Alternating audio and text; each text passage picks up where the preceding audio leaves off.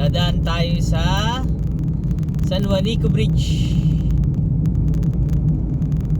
Tingnan natin kung ano yung sitwasyon dito sa San Juanico Bridge. Ano yung sistema nila. Bali yung sasakyan ko is Toyota Wigo. Hindi naman siya ina-allowed naman siyang padaanin dito sa San Juanico Bridge. Basta sabi nila is 3 tons lang daw. Ito tayo nakapila, medyo traffic yung medyo mahaba-haba ng konti yung pila, pero naman umuusad naman yung mga sasakyan kasi one way la ata yung pinapadaan nila rito Hindi kasi daw pwedeng magsabay-sabay yung mga sasakyan tumawid.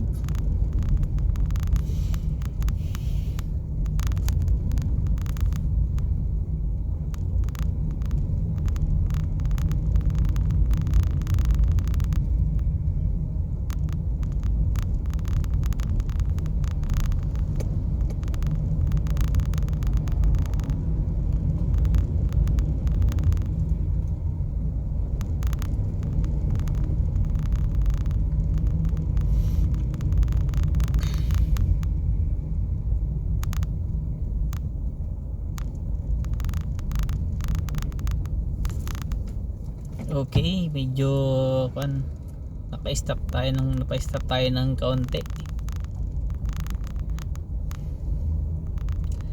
Malaking bagay talaga to kung hindi madaanan tong San Juanico, kasi ito yung naghahati sa Leyte and Samar, tapos yung galing Mindanao, Davao, Butuan, Surigao, dito dumadaan patawid ng San Juanico. Yun din yung mga galing Maynila naman, ganun din.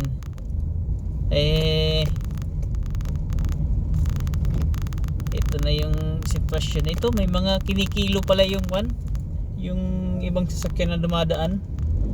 Tinitingnan nila kung gaano kabigat.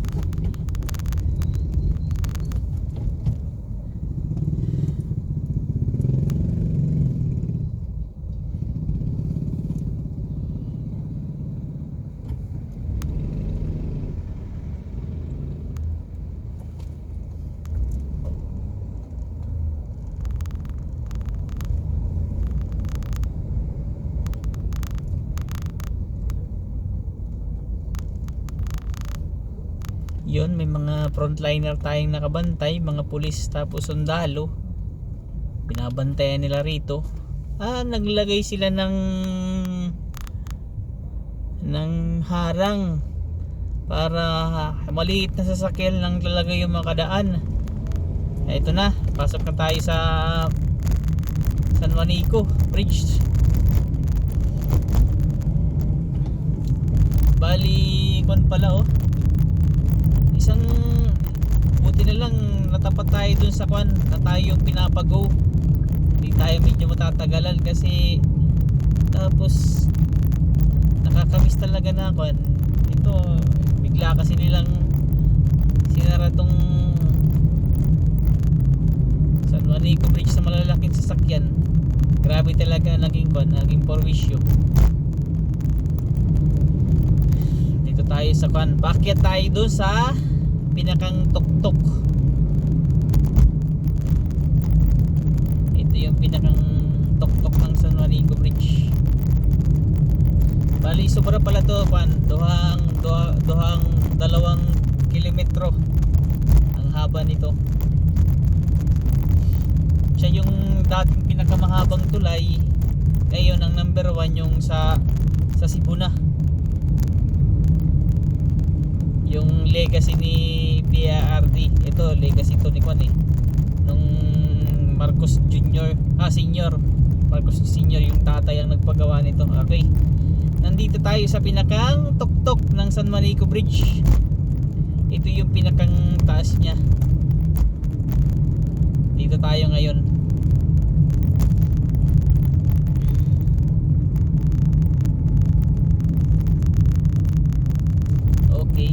palusong naman tayo.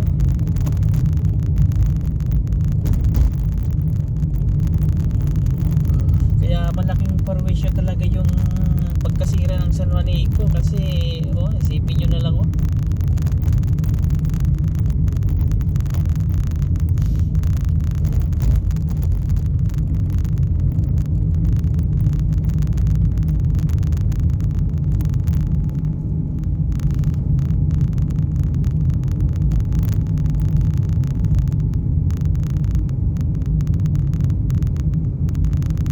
Actually, itong San Juanico is 53 years na.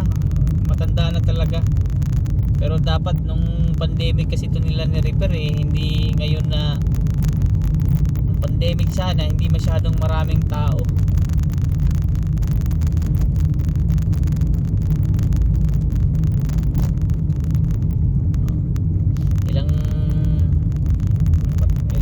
Ilang kaya sisimulan ng pagre-repair dito?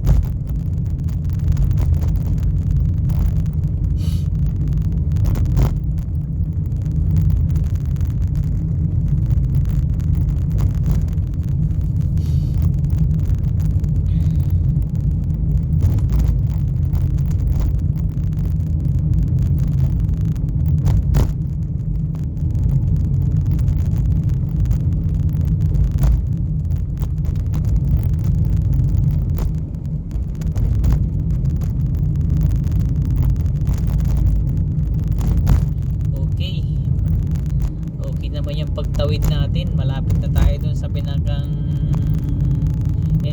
entrance naman niya para sa Samar naman. Samar na kasi to, bali hinahati lang naman to ng Samar ng Leyte. Ito bali kwanto Santa Rita, Samar.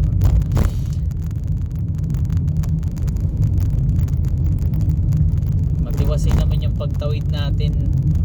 Buti na lang naka-timing tayo na tayo yung pinapago, hindi tayo matatraffic.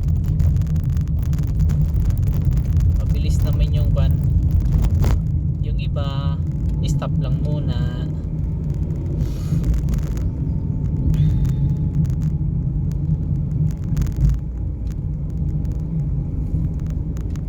Ayun, sila, nakakuha na sila o nakatambay naman yung mag-go-go naman dito sa kabila. Okay, yun lang. Nag-try lang tayo. Tumawid ng San Juanico. Tinignan natin kung ano yung sitwasyon talaga. First time natin ulit dumaan dito mula nung sinara to nung isang buwan pagkatapos ng eleksyon. Okay, thank you.